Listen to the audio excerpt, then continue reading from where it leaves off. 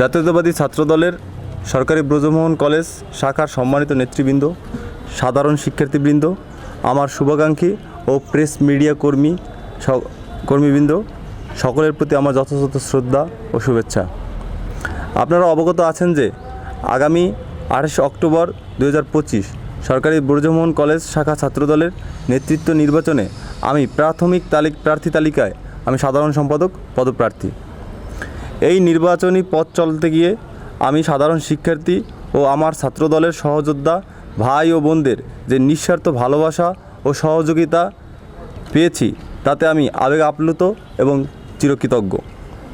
তবে কিছু ব্যক্তিগত কারণে এবং বিশেষভাবে আমার বন্ধু ও দীর্ঘদিনের রাজপথের সহযোদ্ধা ওয়ালিদ বিন সালাউদ্দিন প্রার্থী হওয়ায় সহমর্মিতার স্থান থেকে আমি তাকে পূর্ণ সমর্থন জানিয়ে আমি আমার প্রার্থিতা প্রত্যাহার করলাম। কিন্তু সাধারণ শিক্ষার্থী ও ছাত্রদল নেতৃবৃন্দের প্রতি আমার প্রতিশ্রুতিগুলো বাস্তবায়নে আমি অবিচল থাকব। আগামীতে ক্যাম্পাসে সুষ্ঠু ধারার রাজনীতি প্রতিষ্ঠা ও ছাত্রদলকে ক্যাম্পাসে একটি সাধারণ শিক্ষার্থী বান্ধব ছাত্র সংগঠন হিসেবে গড়ে তুলতে আমি সর্বোচ্চ চেষ্টা করব।